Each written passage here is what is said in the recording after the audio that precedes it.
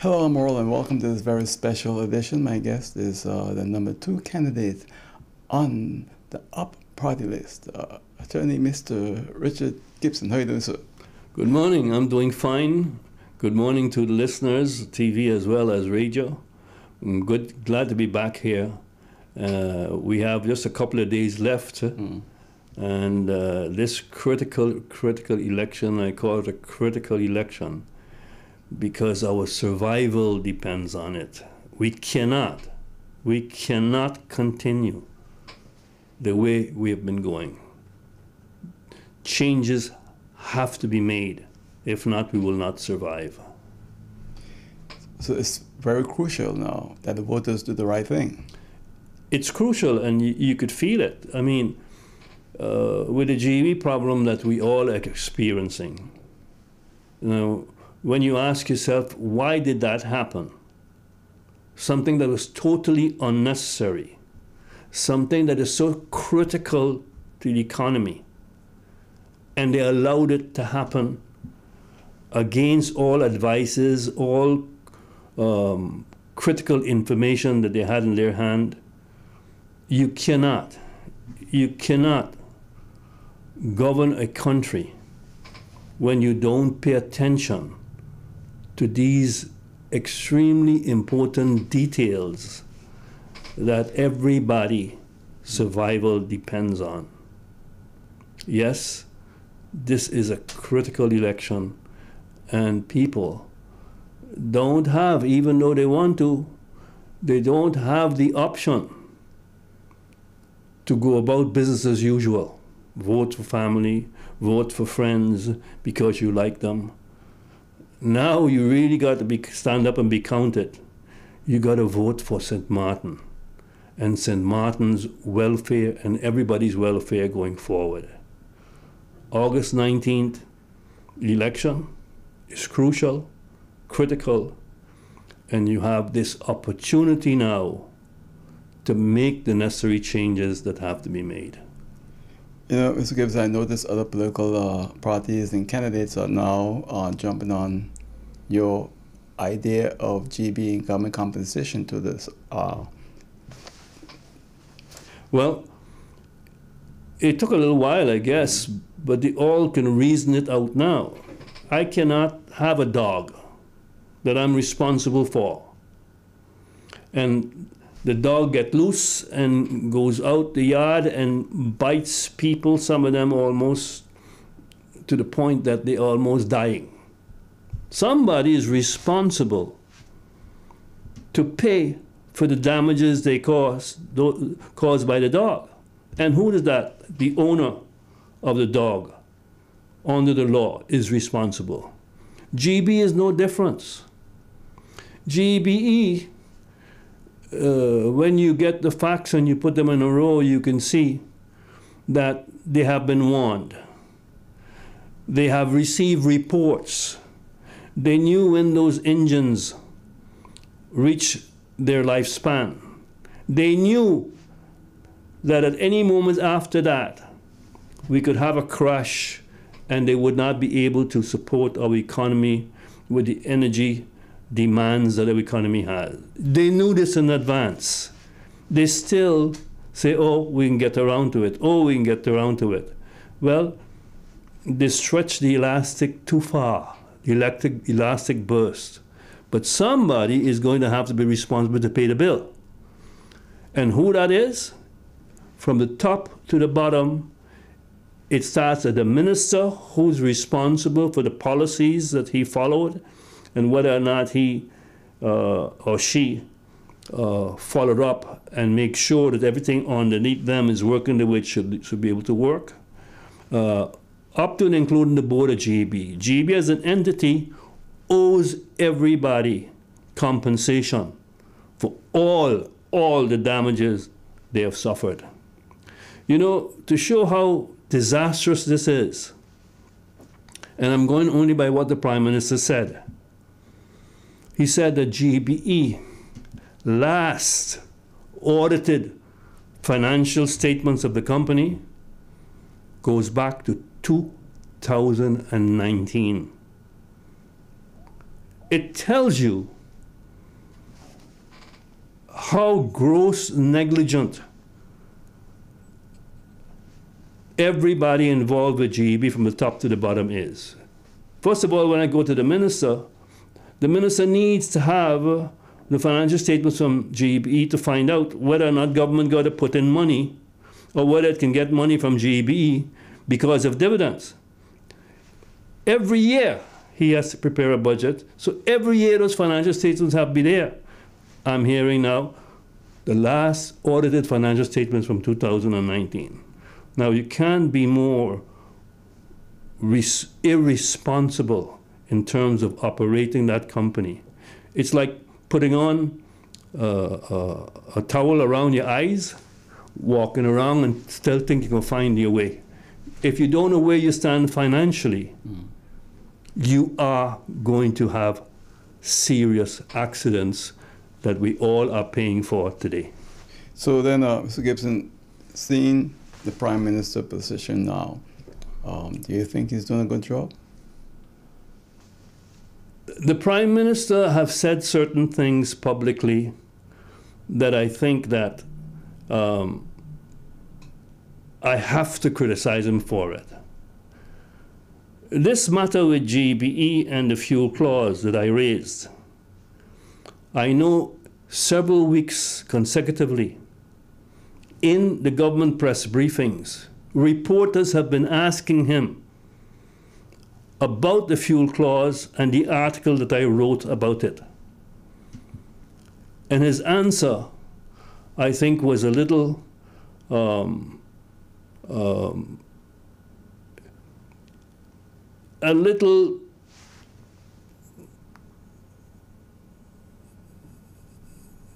disingenuous, because he says, I got to look into it. Okay. It's now 6 weeks later. Have you not looked into it yet?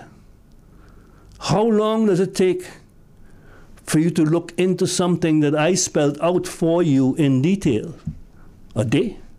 2 days? With all of the experts you have around them, and you're still telling the people, still telling the press, oh, we're looking into it. First, he agrees, huh? He agrees it's extremely high, and people are suffering and in pain. Well, if people are suffering and in pain, partner, I think you got to get into action immediately. Don't tell the people we're looking into it. After 6 weeks, you're still looking into it. No, I vehemently and seriously criticize the Prime Minister for not tackling this the way he should. When you have people suffering the way they are, can't make ends meet, like I suggested, the first thing you should do is, since you agree it's extremely high, the first thing you should do is stop it. You can take all the time you want to look into it, but start by stopping it. Because as long as you don't stop it, you are contributing to the pain and suffering people are suffering from every day. And that's wrong. You know, in case you just joined us, this is a special edition with the #2 candidate on the UP party, attorney Mr. Richard Gibson Sr., and we're here to speak with him. Mr. Gibson, you know, you're running in this parliamentary election scheduled for August 19th. This island has changed so often. You've been here for a very, very long time. You mind if I ask you, like, a little bit about yourself? You came from Aruba, right? Because the last time on the program you spoke about your father and your mother. But I'd like to know a little bit more about you, Mr. Gibson. I was born in Aruba. I was born there. My father is from Trinidad. My mother is from St. Vincent. They met in Aruba. They were attracted there, as so many people from the Caribbean, as well as from St. Martin, Saba, Statia, Suriname, because of the oil refinery that was started in Aruba. We lived in the village of Aruba. The village was a little St. Martin, a little Windward Islands, when you look at the village and its surroundings, because most of the people who went down there for the oil refinery, as my father and mother did, all end up living in the village, which was like a ghetto. It was like a bunch of wooden houses. Streets were muddy streets when it rains. No running water. And I don't know if I told you this before, but all we had was outhouses. And the outhouses was a hole in the ground and a wooden structure over it. And from time to time, those things blew up because of the accumulation of gas. A messy business when that happens. Mm. But we were poor as church mice, but we didn't know it because everybody else was poor, you know. So you didn't have anything to compare, or someone is better off than you. We're all the same. And it was a happy time, even though at night you don't have food in the house. If you're hungry, it was a common thing. You go and take a glass of water, fill up your belly, and you go to sleep. And nobody complained because that's the way it was with everybody in the village. But it was a society or a community. And to show you how Caribbean it was, in Aruba, the streets where we live was called St. Martin Street, St. Eustacia Street, Wow. Sabre Street. I didn't know that. Yeah, Wow. and everybody I went to school with was also from this area, was also from Sabre. At that time, Sabre, Statia, Curacao, Bonaire, Aruba, all were one country in those days. Right.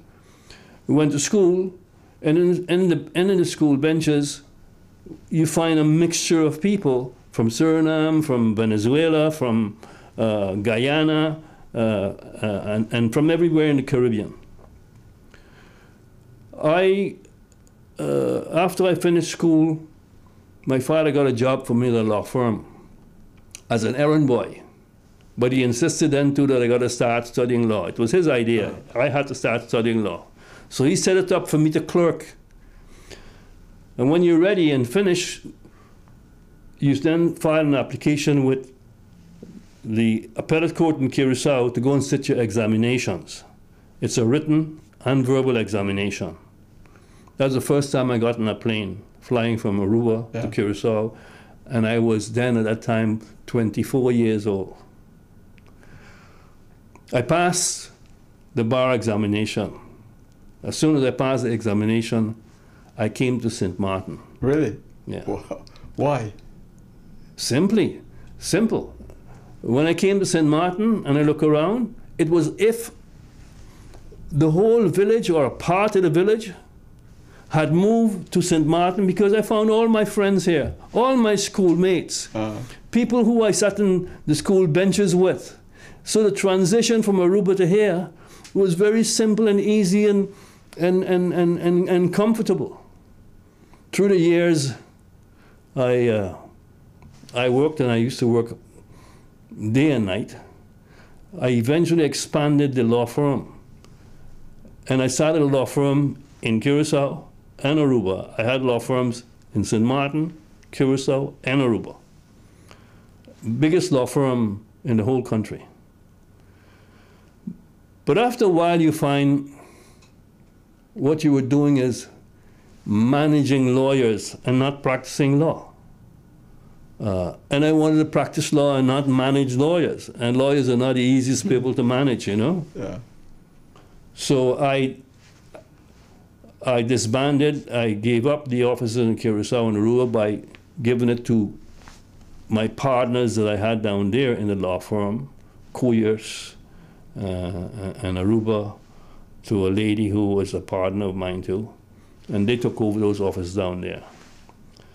And I continued here. Today, the law firm is being run by my son. My son, mother was grandmother was from St. Eustatius.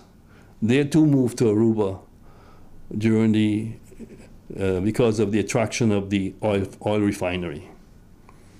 And I got married to her when I came to St. Martin. We divorced, and then I met a young lady whose father, whose grandfather,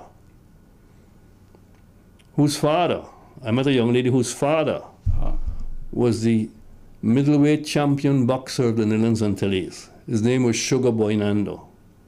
Sugar Boy Nando was from St. Martin. In those days, Battling Siki was also up there with him in the same. Also from St. Martin. Also from St. Martin, Battling Siki, yeah. MP Pandeflet. Right. It's his father, yeah. He's MP Pandeflet's father. Right. That's right. That's right. Sugar Boy Nando was married to a lady who had a little shop in Middle Region, run it for years. Do you listen to Sagan on Laser 101? Sagan, no. Sagan is the granddaughter of Sugar Boy Nando. Really? Yes. And Sagan is my daughter. That's her radio name is Sagan. Okay, I didn't know by that name. You put a P in front of her real name. Her name is Pritchard Gibson. But she uses the radio name Sagan every afternoon on her program, a very popular program. I have to check it out, see what it sounds like. Yeah. So eventually my son took over the law firm here, and I retired from the law firm. I worked for like 6 years for the Enya insurance company in Curacao. I resigned in 2014 from Enya. 2015 I became Minister of Finance of St. Martin, and everybody knew what I accomplished at that time. And here I am again, coming out of retirement after 5 years of playing guitar and playing golf and what have you. That's very boring. But the circumstances justified that something drastic be done, because we cannot, like I said in the beginning, survive if we continue on the same path we are on. We have to do things differently. And I'm here trying to help and trying to bring whatever ideas and knowledge that I have through the years. You see, when you sit down in a group of people, participating in discussions, it can only take one person to change the outcome of those discussions by that person bringing knowledge to the table that normally nobody would talk about because they didn't have the experience and the knowledge. That's how decision making is influence and how you get the best decision. It's nothing different to what our ancestors used to do. We always went to the Council of Elders and discussed with them what you want to do.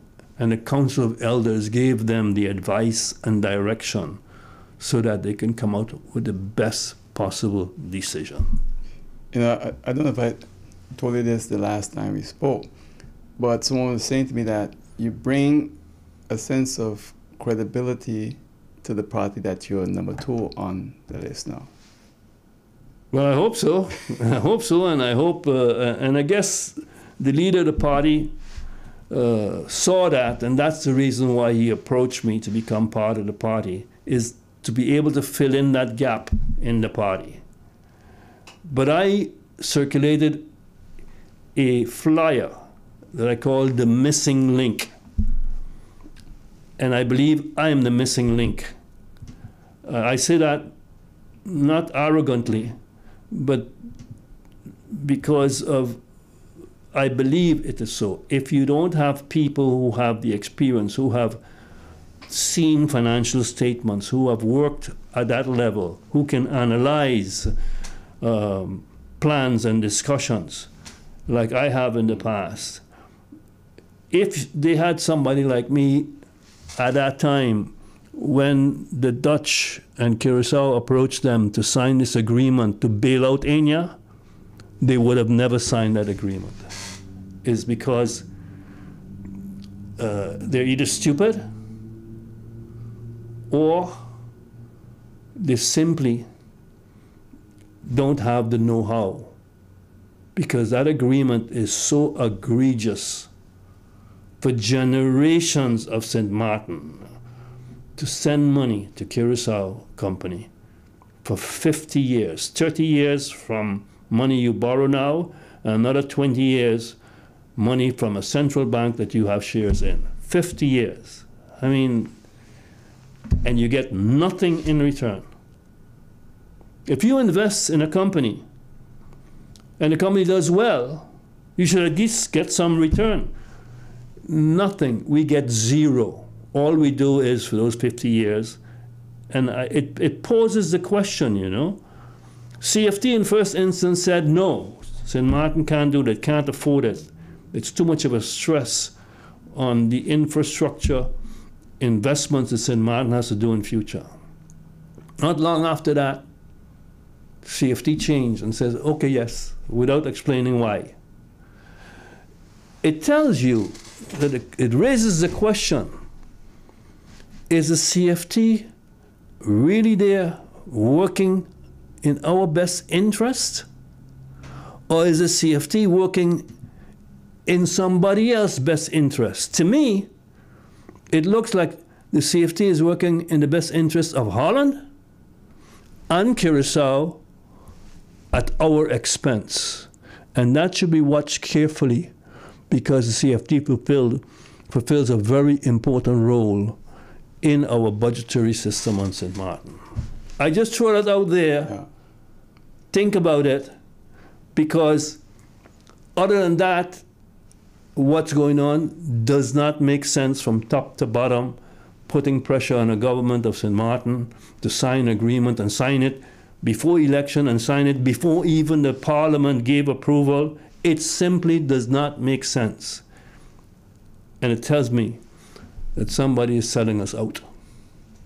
You know, Mr. Gibson, you served as Minister of Finance. I've seen you perform. In fact, I've said to many people privately that I can't think of a better Minister of Finance, seeing how you perform at the time.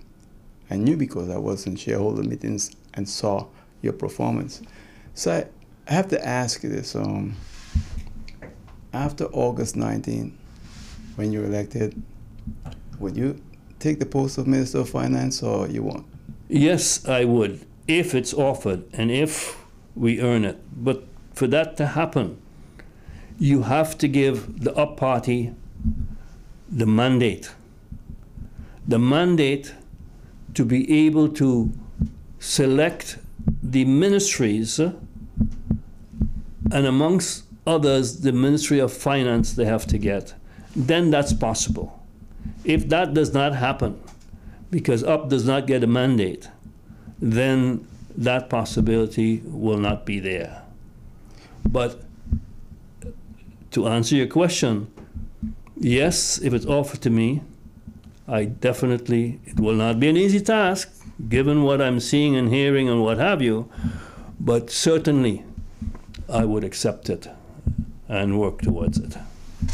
When you look at St. Martin today, and you know, the former Nelson Tillies, we had a huge debt, and since 10-10-10, we are seeing the debt for St. Martin just skyrocket. It's over $1 billion guilders now. Are you concerned?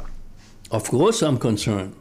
More reason why we have to do something different than we're always accustomed to doing. We have to change our path. It's critical.